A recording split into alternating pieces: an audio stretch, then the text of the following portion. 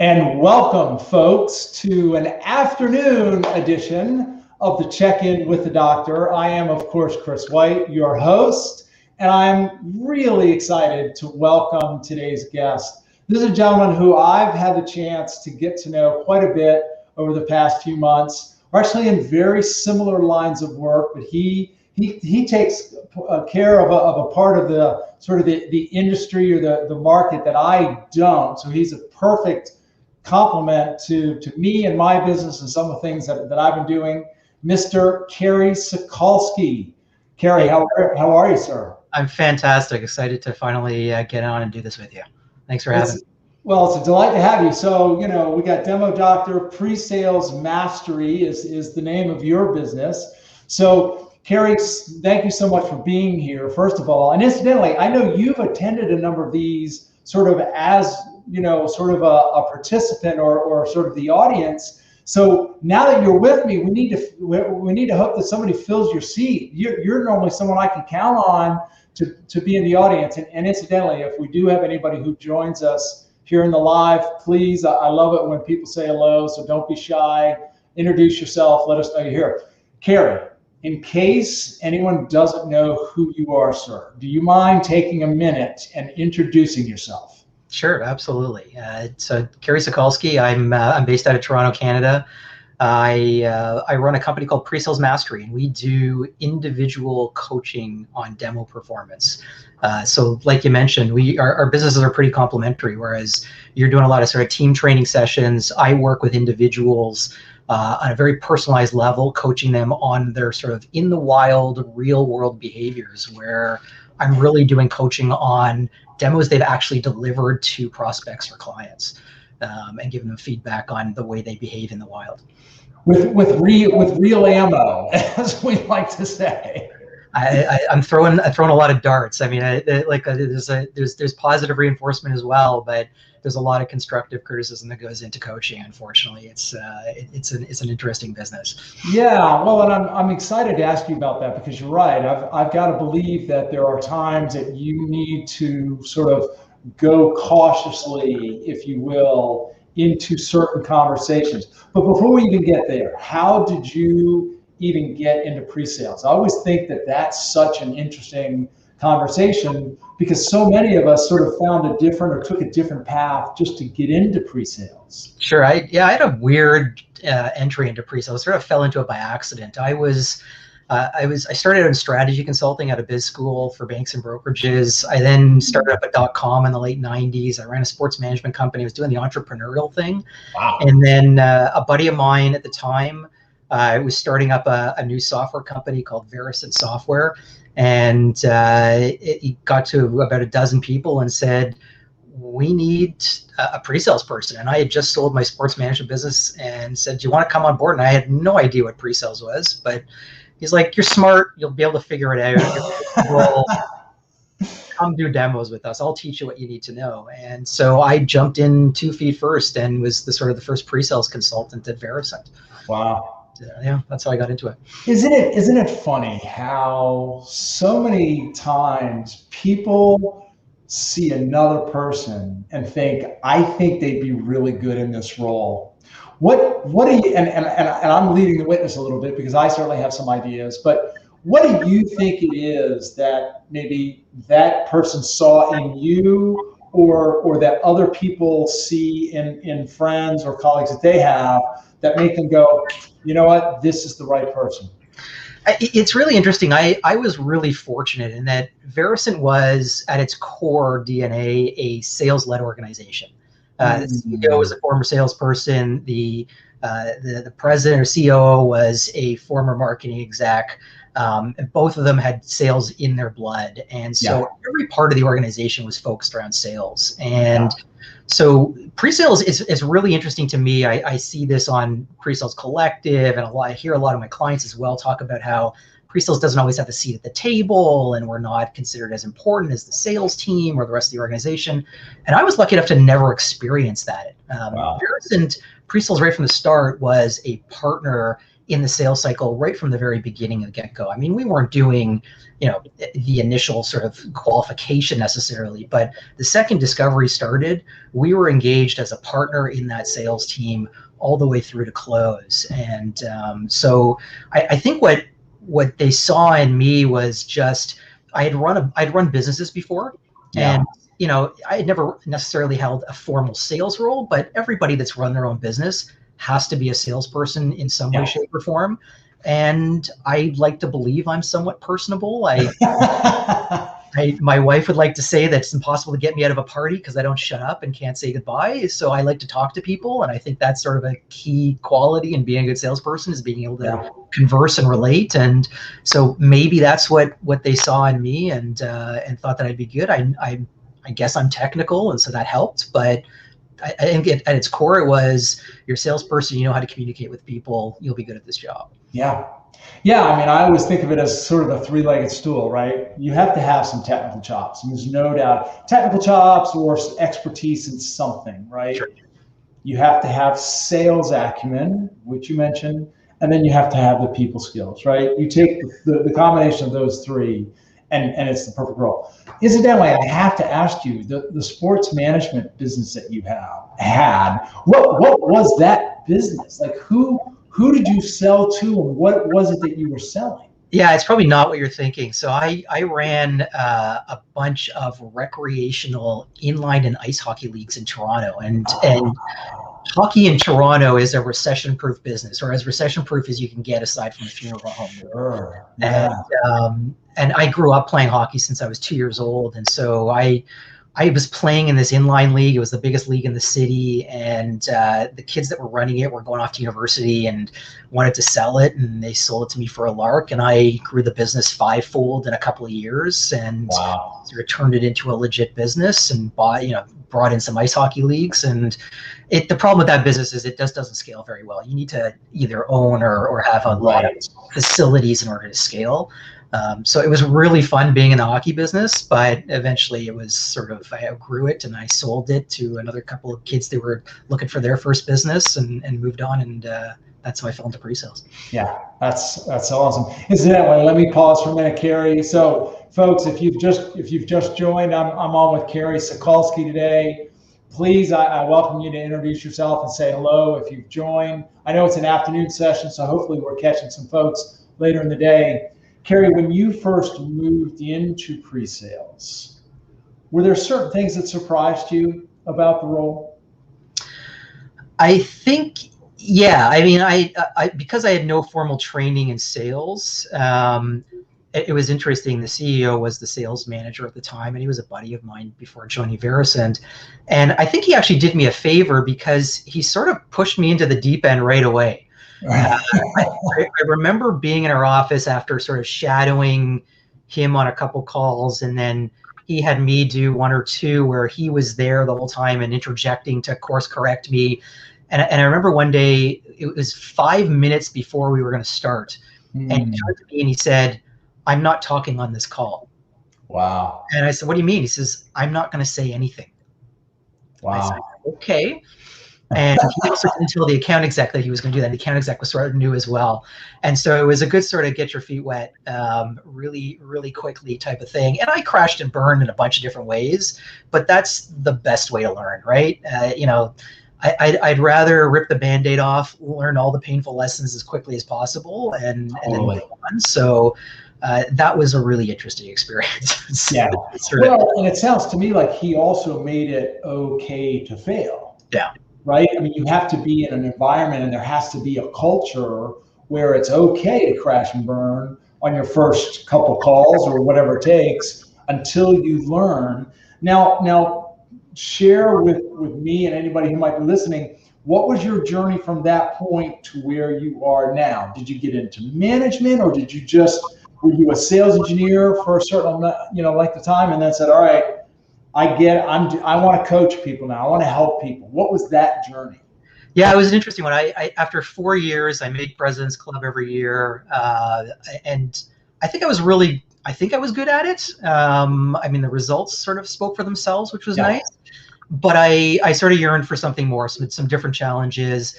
I think I was getting tired of sort of burning the midnight oil before the proof of concepts. Verison was an interesting space in the incentive comp management where every opportunity required a very heavy lift POC to be built, where we were building for a week to 2 weeks worth for every client, and so it was a lot of manual configuration in the tools. It was a lot of work, and I loved being in front of the client. That was really what I loved. I wasn't crazy about the configuration, right? And so we finally grew big enough that we needed a full-time manager for pre-sales, and I put my hand up for the role. And I remember, I think I had a 32 slide deck that I presented to senior management about why this role was overdue and why I was right for it and all the things that we needed to do. And luckily I got the job, and it was awesome. I loved, I mean, look, when you become a manager, and you're managing now people who were your peers, it can be a little daunting, right? Because if you don't have their respect, you're toast. Right? And thankfully we had a fantastic crew. I mean, it's funny because a lot of the folks that I was there with are still there today. Wow. Just really amazing guys and gals, and we all got along fantastically well. And I think that they respected right from the start. I became an advocate for them, and so they knew what, we'd all sort of collaborate on what we knew what needed to be improved, and I was able to sort of be that advocate at the management level to improve everybody's life on the team, and so that worked really well. So did the management thing for a while. In 2012, IBM bought us, which obviously was my first acquisition, and that was a big eye-opener. My team went from 10 to 30 in 6 months. Wow. It was a whirlwind of hiring globally. I had people in over 20 countries on 6 continents. Fantastic learning experience, learning how to sell in all these different far-flung places, which was awesome.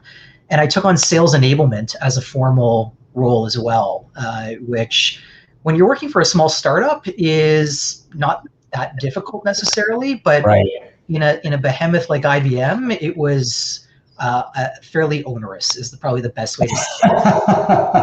I was, I wasn't just responsible for enabling all of the pre-sales and account execs at the Verison Group, but all the portfolio sellers at IBM that we do, and then all of the partners that IBM had that were necessarily going to be repping it. So it was a great learning experience for me to learn how to enable and teach people at scale really effectively. So that was a great learning experience. And so I was at IBM probably longer than I expected to be. I was there for about 4 years, and eventually I needed a new challenge. It had been a decade in the sales performance management space, and I needed to do something new. And so I ended up going to another software company and running sort of sales strategy, and that was an interesting gig for about 1.5 years. And then I left, and I had the entrepreneurial bug again. It had been sort of plus as an employee, and I wanted to get back to my entrepreneurial roots, and thought, what do I do? Do I buy a business? Do I start a business? And I was on a webinar by a guy that was teaching people how to run drop shipping businesses, because I was considering doing a drop shipping business. Interesting. And this was some 30-year-old guy who had bought and sold 3 drop shipping businesses for 7 figures. And his new business was teaching people how to run drop shipping businesses. And I thought, this guy's brilliant. He's selling his IP. It scales infinitely. Yeah. I know that I can teach people. Yeah. And I thought, I know demos and I know pre-sales, so why don't I teach people that? And as you're well aware, Chris, because you're helping fill this need, there's a ton of sales coaches and sales trainers out there. There's very few people that do it for pre-sales. Yeah. And in so many organizations, pre-sales is the secret sauce that gets stuff done and gets that sale made. And so I saw that there was a need in the market, and hung my flag out for my business, and said, I'm going to start coaching people on pre-sales. That's awesome. And you're right. We're the secret weapon, right? We're the secret weapon for so many sales organizations. So when did you officially hang the flag out? It was sort of 2019, early 2019. And I probably spent a good 6 months before that sort of figuring out how I wanted to do it, and sort of offer something that was somewhat unique in the marketplace, which is where I landed on the coaching side of things rather than the training side. But was, 2019 started it out, and unfortunately COVID hit and sort of put the brakes on things a little bit, but they're sort of picking up again now. And the nice thing is, travel budgets have gone away for the most part, so there's some budget up for that. And you need to, the problem with pre-sales, not a problem, I guess, but it's high priced talent for a good reason. And you can't afford to get the hires wrong, right? And so it's too expensive to have to replace somebody. It's easier to, if you can't hire correctly in the first place, it's easier to skill those folks up than it is to replace them. And so that's why I think there's such a great demand for services from yourself and what I do. And you use the word unique, and something that makes your practice, I think, particularly unique is this framework that you've created for measuring demo performance, which I have to admit I'm very intrigued about myself. And I know a little bit, but I don't know too much about it. Can you share a little bit about this framework for measuring demo performance? Yeah, for sure. It's I thought at the very beginning, what am I really selling to pre-sales leaders and CROs as what I'm going to deliver when I'm doing my coaching? And probably similar to what you experience, in that I'm ultimately going to improve win rates, because they're going to get, people are going to get better at demoing. They're going to win more deals. They're going to get the technical win more often. They're going to increase revenue that way. But we all aware that there's so many variables that go into a win rate that it was almost impossible for me to be able to prove that I was the one that had that impact. Right. Especially when I typically do 3-month engagements with my clients. If you have a longer sales cycle, for example, like Verus and our sales cycles were 6 to 18 months. Yeah. I would never be able to do a 3-month engagement and then show you a meaningful change in the win rate, even if I could prove it was me that was responsible for it. Right. And so I thought, how am I really going to track progress through teaching? And I came up with this sort of demo scorecard, and it really sort of doubles as almost like a demo best practices playbook. And it's a sort of the synthesis of, a lot of the learning and teaching that I've done over the years. Yeah.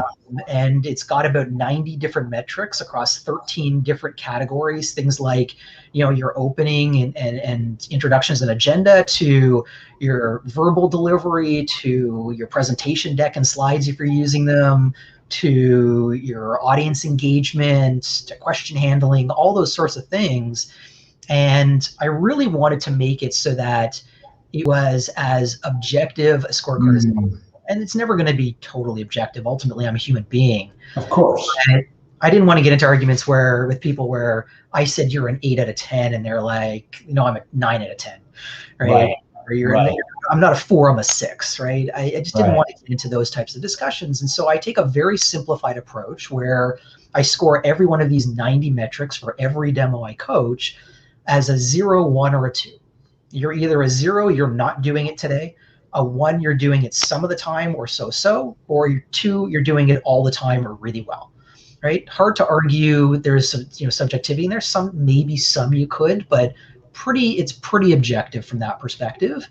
And you end up with this sort of score at the end of it, where it's a nice traffic lighted thing in my online coaching platform. And I basically give them pretty effusive feedback on anything they don't score a 2 on. That's amazing. And let me ask, so when you, let's say you take a typical demo, I assume you get maybe a 45-minute demo, and it's recorded in Zoom. Do you actually go through all 90 criteria items in that? I actually do more than that. So I have them upload their Zoom recording into my coaching platform. If the folks out there are familiar with call coaching platforms like Gong.io and Refract and Chorus, it's a similar platform to those. Yeah. And so it takes 30 seconds to upload the demo. I then go in, and the first thing I do is I watch the whole demo just straight through, right? Okay. Because I want to get the whole context of everything I'm doing. And I'll typically have the folks that I'm coaching send me an email ahead of time to give me a pretty high level summary of what's going on there. Who's in the meeting, how many times have they met them before, what their sort of goals for the meeting were, et cetera. So at least I have some context. But by the way, I'll interrupt you right there. just doing that is better, is going to make the demo better. Yeah. Like just being able to effectively summarize the things that you just mentioned puts us in a better class than many. So anyway, continue. I got to coach them to do that before the demo, not just before they send the demo to me. Right? Exactly. So they send me that context. I get in, I watch the whole thing, and then I go back and I rewatch it again, and I take copious notes. Yeah. And like those software programs allow you to do, I then go through a third time and I pause the video at every point and I interject my feedback into the video, whether it's text or video or audio. I give them my feedback on what I think they're doing and how they might be able to improve with some suggestions. And then after that's all done, then I'll go into my scorecard and I will score all 90 metrics against the video as a whole, the demo as a whole. So it's a huge effort on my part, which is probably why there's not a lot of people doing what I do. Sounds like a huge effort. Yeah. It takes me about a full day to score a single demo. It's a lot of effort. Now, everyone's getting a ton of feedback, and what most people say to me, and it's true, there's only so much feedback that people can absorb in any given setting, right? Yeah. Part of that's the reason why I only coach one demo per person per month, right? Any more than that is just too much. The other thing I do is I will summarize the top 3 or 4 things that I think they should focus on for the next demo if they're only going to focus on 3 or 4. All right, it's like if you can absorb 30 points of feedback plus my demo scorecard, all the more power to you. But if not, these 3 things, if you can fix them for your next demo, they'll give you the biggest bang for the buck in terms of improvement. Yeah. Well, and my guess is if they fix those 3 things in the process, they're probably, because all issues have buddies, right? So if you address those issues, you're probably going to pick up a few other buddies along the way. Absolutely. Right? Is my hunch. Yeah. So if you could narrow down to a couple of most common, most recurring sort of big issues, what would they be, if you can? There's a lot. I'll pick a few, right? I think I mentioned this one to you before, but what I almost universally see when I first start coaching people is I try and break them out of first person language, right? Using the word I and me for whatever they're doing, whether it's they're offering their opinion of their solution or a certain feature. I love this feature, or this is a great thing, or this is the way that I like to do this, or I really want to show you this. No one cares about your opinion, right?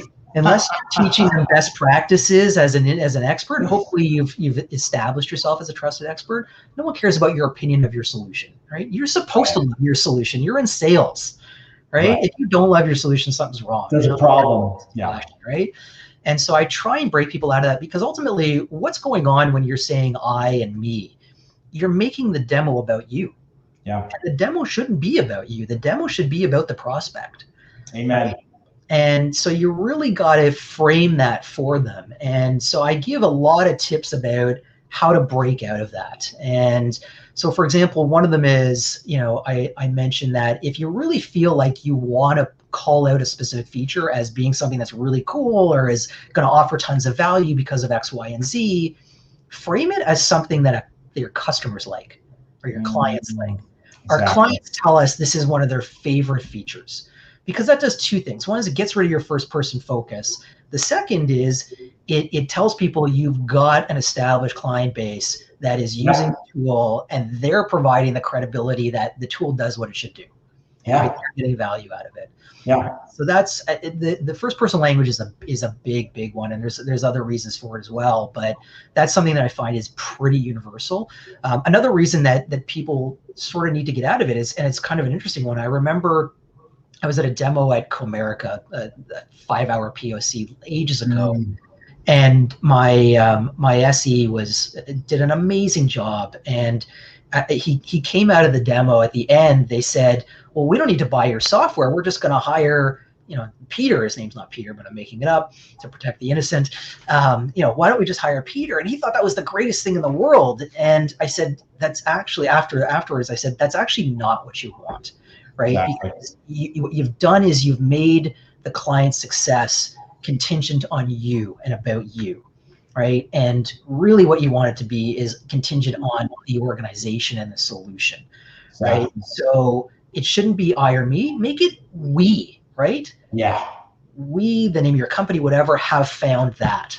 Yes. Right, so that they don't think they're dependent on you as a specific individual who's going to be the only reason why they're going to be successful, right? Because I guarantee your professional services team is not going to be happy if they've got to call in an SE in order to staff that participation to make the client happy. Exactly. We should be demonstrating products such that it looks so easy and so compelling that anybody could pick up the keys and run with it. In fact, one of the things, one of the sort of expert tips that I've been giving people now that so many of us are using Zoom and Teams and all the other online, platforms for giving demos.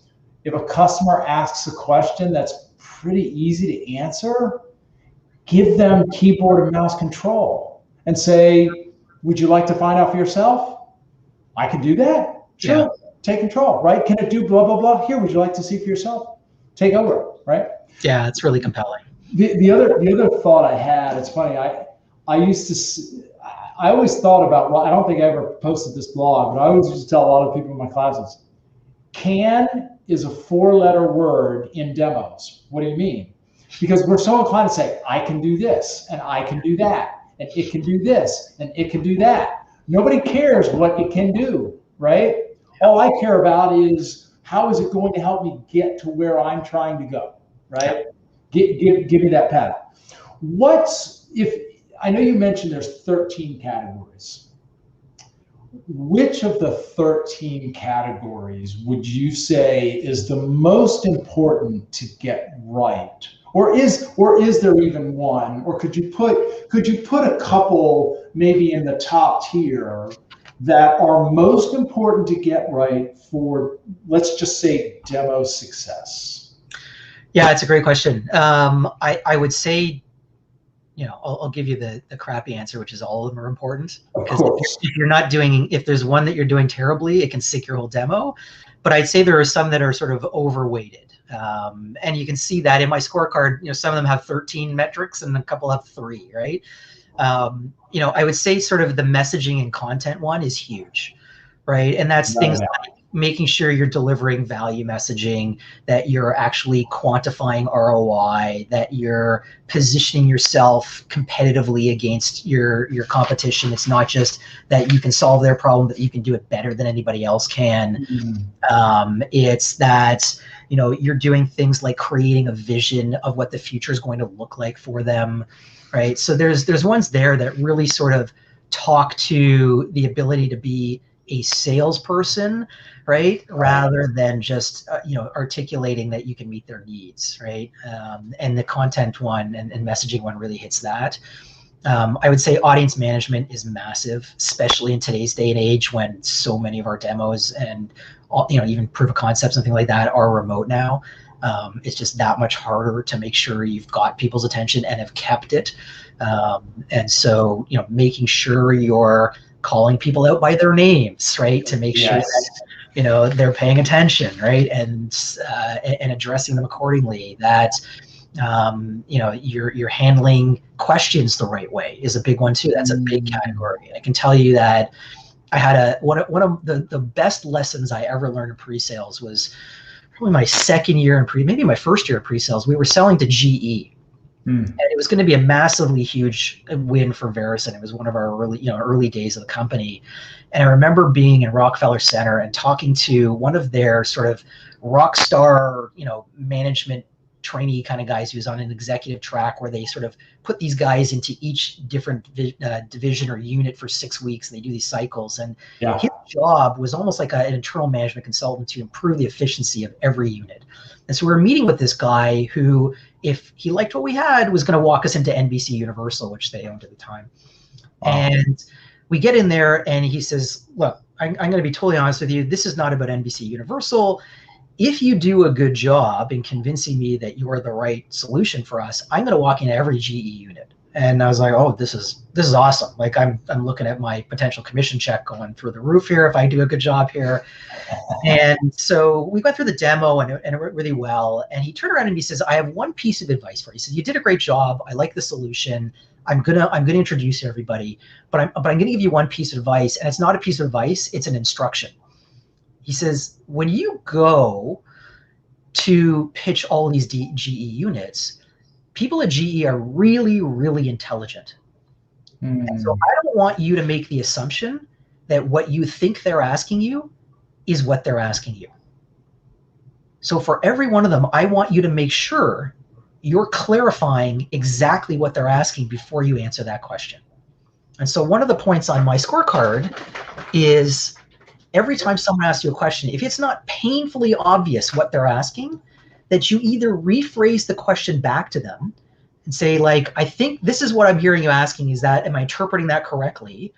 Or ask for clarifying questions to follow up and say, can you explain a little bit more about that? Or, is this what you mean? If not, can you explain sort of exactly what you're talking about before you answer? Because I can't tell you how often I coach people where they're answering the question that was not asked. And there's nothing that turns off a prospect more than listening to someone not listen to them, right? If you're not an effective listener, you're going to lose your audience so quickly. And if you answer the wrong question, you're telling them one of two things. Either you're not listening to them or you're not smart enough to understand them, right? And misinterpreting something is fine, but ask for clarification if you're not 100% sure, right? And so that's one of the huge ones that I really overemphasize a lot. You are so preaching to the choir. And I know you've read my book, but I go as far as to say the way in which we respond to questions makes or breaks the deal. It certainly makes or breaks the demo. Why? Because we know if we've done our homework and we've prepared properly, we know what it is that we're there to present, right? We know what it is that we're there to say. Question is what's coming at us, right? And how? And so in my framework, my first rule for tough questions, and I like the way you said it, if it's not painfully obvious to everybody in the room what the question is, right? Don't repeat the question and insult somebody's intelligence, right? But simply repeat the question. Sometimes that's word for word, sometimes that's rephrasing, right? Depending on the situation. And to your point, what normally happens when somebody hears their question asked back to them? They ask a better question. What I really mean is, well, great, because I really want to know what you really mean. And by the way, I just bought myself 60 seconds or more to come up with a better answer in the process. Right? Incidentally, Kerry, let's pause for a minute. We just had Matt dial in, and Matt, it's so nice to see that you're with us. I know normally you catch me at the end of the workday. Now you're catching us later in the day. But Matt, you're so right. If you hear a colleague answering the wrong question, it's so important to call it out, right? And that's, by the way, that's what I call the customer-facing teamwork, right? So incidentally, for anybody who doesn't know Matt, he's with Emma 3D, another vendor in the space. Good to see you, Matt. Glad you're with us. And by the way, anybody else, if you're with us live, we are never sure who's with us, so I welcome you to say hello. If you have any questions for Kerry, please ask. Kerry, let's pick another one of the 13 categories. So we talked about not focusing so much on ourselves, and we talked about answering questions. Is there one more that you would highlight as either one that you see on the regular or one that you think has the potential to make a significant difference? Yeah, there's one interesting one that probably is done more often by newer SEs than seasoned ones, but it can be a fatal flaw and can really kill your demo, and that is avoiding unsolicited negative language. And I want to be very careful that the word unsolicited there is critical, right? And what I mean by that is offering up anything negative about the solution, the company, your demo that was not specifically asked about, right? And I see a lot of newer SEs do this, where they'll be like, yeah, we can't do it exactly like this, but we can, we can do it like this. And when you answer that question, 9 times out of 10, the prospect had no idea that it couldn't do things the way you think you were answering the question. They just want to know that it can do what you're talking about, right? And so you absolutely need to be 100% honest all the time, right? If they ask you a direct question, can you do this? And the answer is no, tell them no, right? Hopefully there's a workaround or there's a way you can accomplish it in a different way, but don't ever lie, right? That's the one of the #1 demo sins, right? But don't ever offer up something negative about the solution or your company. We haven't done it this way before, or we don't have any aerospace clients, but we've got one in this solution or in this particular industry. Just say we've actually got a few other clients that have the exact same problems that you do, and here's how they solve the problem, right? And they're using their problem is exactly the same as yours. You don't need to know that they're not in the aerospace industry, right? So it's coaching people out of getting out of those negative implications that just don't ever need to be brought up, where the prospect probably has no clue that there was anything negative there in the first place. But when you mention it, it introduces doubt into their minds. I so love that one. And I even wrote it down: avoiding unsolicited negative language. You're clearly much smarter than me, because I have the same rule. I just use much simpler language. My version: thou shalt not voluntarily confess thy sins. Oh, I like that. That's much more right. Like, we are so quick to offer voluntary cautionary advice, where voluntary cautionary advice was not requested or asked for. Incidentally, a couple more shout outs. My good friend and former colleague Derek Marino is on with us, and Bill Balmave, who was a guest recently. Bill, it's good to see you. I'm glad you're with us. How you say it is as important as what you say. That is so true, Bill. And in fact, Kerry, as you were talking, another thing I like to use is what I call, we need to learn how to use the qualified yes. Yeah. Right? We're so quick to when something's not yes 100%, we're so quick to say, well, not really. And then we clarify a little bit more. And then we say, well, yeah, I mean, now that you put it that way, I suppose we can support that. Yeah, but they heard no first. Exactly. It's the right? first thing in your mouth. Start yes, and then qualify it down. And if it gets down to a nuance that but does it support XML? Well, no, it doesn't support XML. It can do all these other things. And then follow that with, is that going to be a problem? Right. Right? So I just love that so much. We're about 40 minutes in, so I want to be respectful of yours and everyone else's time. And you've been on a number of my little sessions here, so you probably know a few questions that are coming at the end. But I do have another question for you. I think that would be very helpful, not only for me but for the audience, and that is, how much improvement do you typically see from the first to the second to the third? If let's say somebody signs up for your program, right? If they're getting 3 months of coaching, that's in essence 3 demos with this full coaching assessment. How much improvement do you typically see?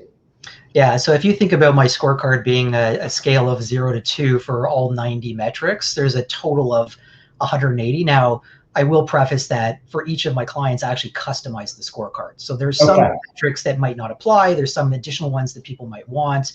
If they use a specific sales methodology, they may want me to incorporate some of that.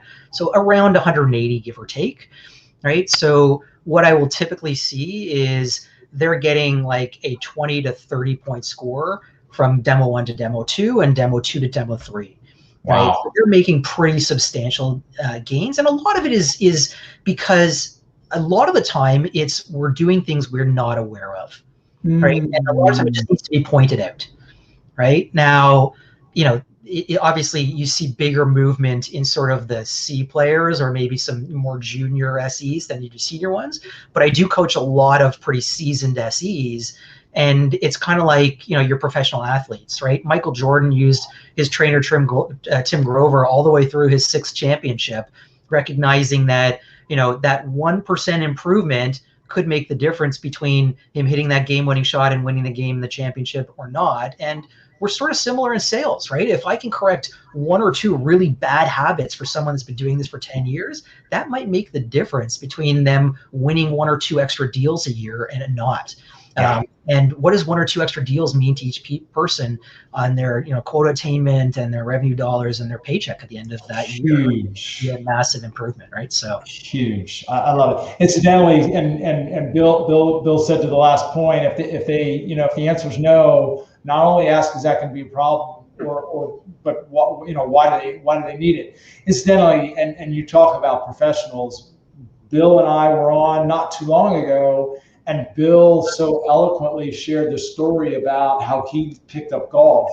And one of the guys who he was playing with said, if you want to get any better, you got to get down the range, right?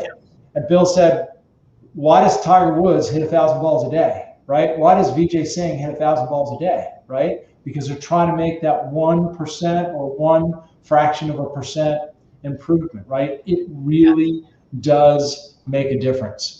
Yeah, it's a huge thing. And I do emphasize to my clients that don't get hung up on the score you get in any given demo, right? What's important is that you're improving, right? And that's one of the things, because people get too complacent today, I think, if they've been doing pre-sales for a long time, or if they're hitting their number every year and they're making their paychecks, they can get complacent. It's like, I don't have to improve, right? Yeah. And you should always want to keep improving, because if you are, maybe getting 100% attainment every year is great, but if you can get 150%, that's a lot better. Hopefully you're going to get paid accordingly. Exactly. Right? So, exactly. And that actually brings up a good point. What is the seniority of most of the folks that go through your program? Is it a mix of sort of newer, younger SEs, or people newer to the profession, and some seasoned senior SEs? It's both. Yeah, absolutely. I think the newer ones are because I can really sort of accelerate their proficiency and getting them ready that much quicker. It's work for the managers to skill them up from a C to a B to an A than they would otherwise be able to do, because it's very time consuming, obviously. But I do get a lot of seasoned SEs where the managers come to me and say either the team's complacent, we want to sort of up their game, or in some cases, even the manager was a peer of theirs and they don't listen to management, which is kind of interesting. And so what I found is that people tend to be more receptive, sort of objective third-party experts than their existing team. The other thing is, when you hear it from your manager, you're assuming the manager can coach you accordingly. And managers may be great coaches, but in a lot of cases, they may have conscious or unconscious biases in that they're working for the same company. They see things through the same lens a lot of the time. They may not have had exposure to a ton of different companies and different ways of doing things. You and I have been fortunate that we've worked with lots of different organizations and seen lots of different ways that pre-sales has been implemented at different companies and lots of different ways to do demos. We're able to bring a very broad set of perspectives to the table. And so even if managers do have the time, they normally can't give quite as robust a set of feedback as you and I might be able to do. Exactly. Well, to your point, though, I think in many cases, either they don't have the time or they don't have that framework. To me, you've got the platform, you've got a framework. I mean, this is what you do, right? There's a reason I call on people like plumbers and electricians. Like, they do it all the time, right? I mean, do the demos that you typically, and the recordings that you typically get, does it include both the AE and the SE delivering together? And do you also have the opportunity to share observations or feedback on sort of both sides in the collaboration? Yeah, it's a great question, and sort of I'll answer it two different ways. So one is, I'm only coaching for each demo the one individual that's sort of the focus of that demo, and it's the person that's delivering the demo. So if they're also presenting a couple of slides in the slide deck before they get into the demo, I'm absolutely coaching them on that. If they're participating in the discussion before that, I'm coaching them on anything that they're doing. If there's an AE with them, I'm probably not coaching the AE. I may engage as well with that organization to also coach the AE, but I would do that separately. I would coach the AE separately. Now, one of the things in my scorecard is, it's very obvious, are you working well with your AE, right? So I can tell right away if there's a disconnect between what's in that sales deck and what's in your demo, right? And that tells me you guys have not done enough deal prep together ahead of time to get on the same page and make sure you're aligned, right? So I'm definitely coaching on the teaming aspect. Yes. Right. And how, if, for example, the SE runs into a technical issue, right, and the AE doesn't come to the rescue to provide some air cover while they're trying to reconfigure something, for example, because they can't do it quickly, then that's something that should be discussed again in prep beforehand. Right? If I run into something, Mr. AE or Mrs. AE, please interject, ask a new question, whatever, so that I have 30 seconds to figure things out and they're not focused on me. Yeah. So I'm typically doing a lot of that coaching. Sometimes I'm actually coaching AEs because the AEs are the ones delivering demos. In sort of mid-market solutions or simpler. Yes, for sure. And incidentally, going back to, you said that sometimes it's clearly obvious that there's a disconnect. If it's obvious to you, chances are it's pretty good. It's pretty obvious to the customer or the prospect as well, right? Incidentally, Bill just asked a question, and unfortunately, we can't rephrase his question and repeat it back to him, make sure we've got it right. But I think, putting it in very simple language for me, I think the question is, do you ever see, an SEs that sort of fall into the category of that dog won't hunt, right? And how do you deal with that? That's a good question, Bill. It's an excellent question. So when I talk to pre-sales leaders or CROs, I tell them that coaching's not for everybody, right? I usually have them score them on sort of a two-sided axis. One is their performance, and the other is their receptiveness to feedback, right? If they're a really poor performer and they're not receptive to feedback, they're probably in the wrong job, to be honest. Right? They don't want to improve. They're probably not right. If they're really good and not receptive to feedback, well, then you probably just need to remove obstacles from them and get out of their way and let them do their thing. Anybody that is receptive is probably a good person to do it. That being said, I have run into situations where individuals after the first demo, after the second demo, because I can see if they've improved or changed after the second demo, where it's obvious they're not taking any of my feedback into account. And I'll talk to the pre-sales leader and be like, we probably don't need to continue here, or we should explore that. Now, the good thing is, part of the engagements that I do is after they've absorbed all the feedback on the platform, I'll then have an hour to 90-minute debrief call with the individual to go through it all, right? Because stuff gets lost in translation when you're reading it online or listening to my face in a video. And coaching really should be a dialogue, right? Why did you do this? What did you think about this? Absolutely. So I can normally suss out pretty quickly if someone's not going to be receptive to that feedback. Thankfully, it's pretty rare. But I've also gotten people that have hired me to help, determine as a last resort. It's like, I've got 3 people on PIPs, performance improvement plans, and I need objective data to be able to back up whether I'm going to keep them or not keep them. If I'm not going to keep them, HR needs some data to show, we threw everything at them we could and they didn't respond. Or frankly, I'm hoping that they do respond, and this is sort of the last ditch effort. And thankfully, I've been able to take people off of PIPs, which has been satisfying. Incredibly satisfying. Yeah. Great question, Bill. Yeah. Well, and you used one of my favorite words, receptivity. To me, receptivity is such an important gauge when dealing with our sales counterparts, when as managers dealing with our people, and certainly as salespeople dealing with our customers, right? And not paying attention, failing to be aware of receptivity levels is honestly one of the biggest reasons that we fail.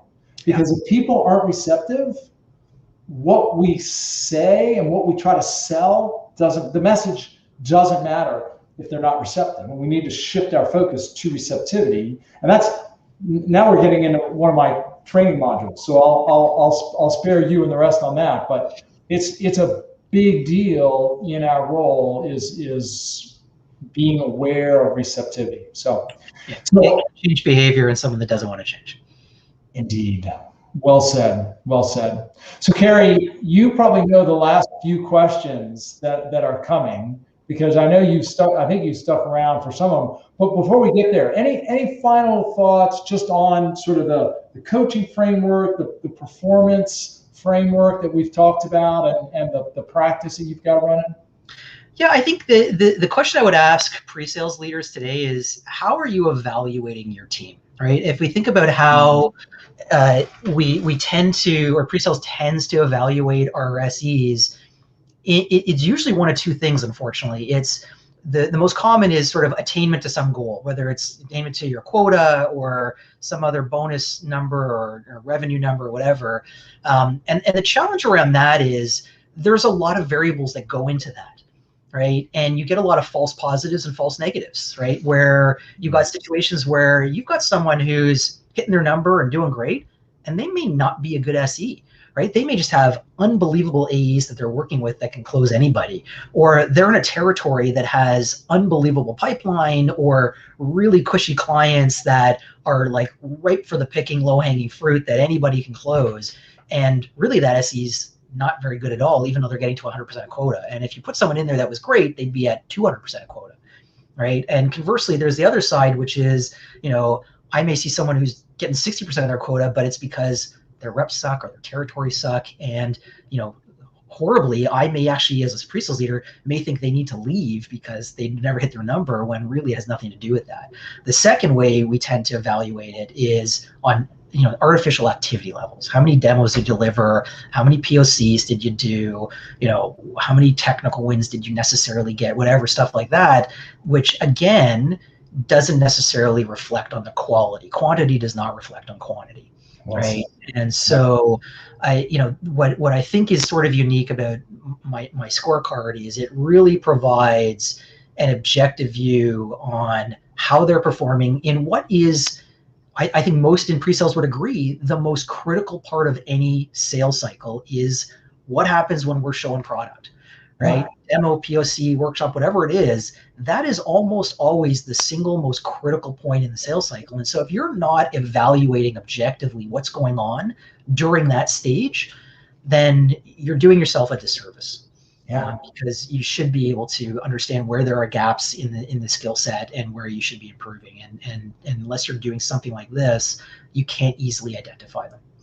It's where the rubber hits the road. I mean, I say this all the time, like regardless of the partnership, regardless of discovery, regardless of preparation practice, all the things we talk about, at some point, the spotlight shines on us.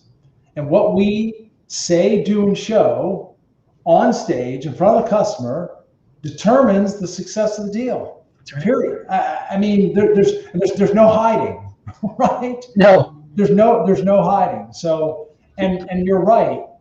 It's a very difficult thing to measure. So that's why I am particularly excited about this framework that you've created.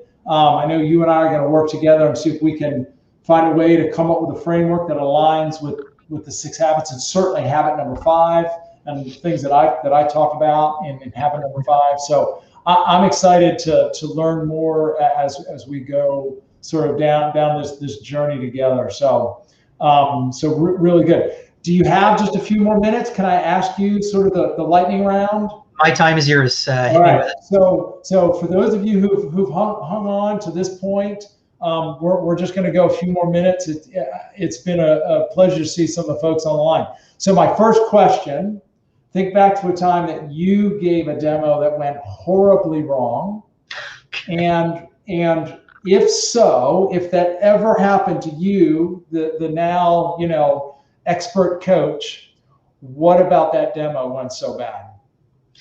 I think we talked about it. To be honest, it was that first one that I was sort of thrown in feet first with no safety net, and everything went wrong with it. Right?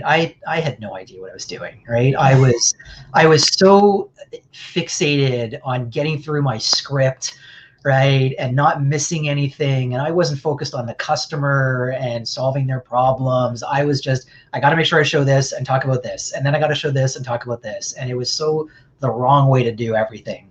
But the good news was I had a fantastic debrief with my boss afterwards, and we talked through all of it, and that's how you improve, right? Yeah. The power of the debrief, man. Habit number 6, perfect. I'm a huge proponent. All right, let's turn the tables. Have you been on the receiving end, particularly as a buyer or a prospective buyer, of a demo that you were incredibly impressed with?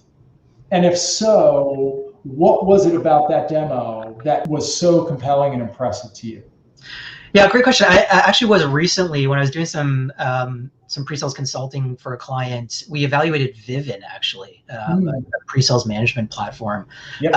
And the AE who delivered the demo, because I don't know if they have SEs, did a phenomenal job. And what it really came down to was a 15 minutes of demo, but it focused exclusively on the two issues that the client I was working for was trying to address. He didn't go into anything else, right? He didn't go down some pleasure cruise. He knew exactly what we were trying to accomplish.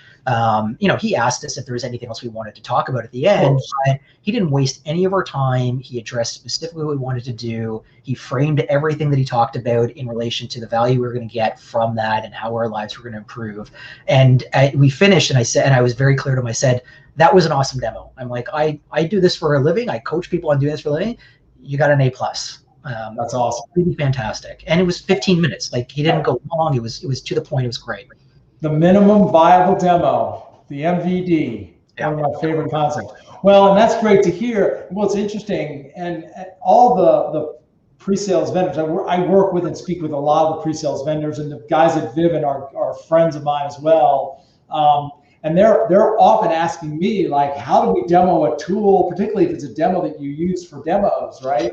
I say, well, I mean, certainly all the rules apply, but I've gotten quite a few demos, and it is funny. They're like, I feel a little nervous giving you a demo, but that's good to hear that the folks from Vivint did a good job. That doesn't surprise me, but it's good to hear. So, all right, sir, the landing gear's out. The runway is in full view now. We're gonna land this puppy.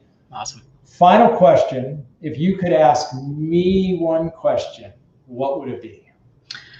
I think if I was going to ask you a question, it would be going back to the first day that you started your coaching or your training business, knowing what you know now, what would you tell yourself? Wow. Has anyone asked you that before? No, that's a really good question. Okay, cool. What would I tell myself? That's a really good question. I only ask good questions, Chris. I think in all sincerity, I think I would tell myself to believe in yourself. Nice. and not worry because there's a need in the market, and your service and solution are world class. Yeah. And that you can and will be able to run with the big dog, so to speak. I would also tell myself, remember, this is a marathon, not a sprint. Yeah. And you have to find a sustainable pace, because that's really what it takes. So true. So I think those are the things that I would tell myself. Good advice. Good advice, for sure. Yeah, that's and good question. Well, and I mean, you've launched a couple of businesses yourself. It can be scary, and for every success you have, there's equal number, if not more, elements of doubt, and you're only as good as your last client and your last engagement. So yeah, you gotta recognize you're not going to be the solution for everybody. Yeah, and you don't need to be. Exactly. Well said. Well said. Yeah. No. Well said. So no, really good question, Kerry. Any closing thoughts or comments from you, sir? Listen, I always enjoy chatting with you, no matter if it's in front of other people or not. This was awesome. Thanks for having me. If anybody's watching this live or the recording, feel free to reach out to me on LinkedIn, send me a connection request. Would love to hear what you're doing with your own training. But Chris, this was great. Thanks for the opportunity. Would love to do it again. My pleasure. Thanks so much for being here, Kerry. I mean, your ideas, your thoughts are great. I'm inspired by the work that you're doing, and I look forward to collaborating with you for a long time. So, folks, for those of you who stuck around, thank you so much. Whether it's live or in the recording, love seeing you folks, and look forward to seeing you. One of these days, we'll actually get back to doing conferences live, and we might actually meet some of these folks in person. So, Kerry, thank you so much, sir. Have a good week. Bye Thanks, all. Chris. Take care.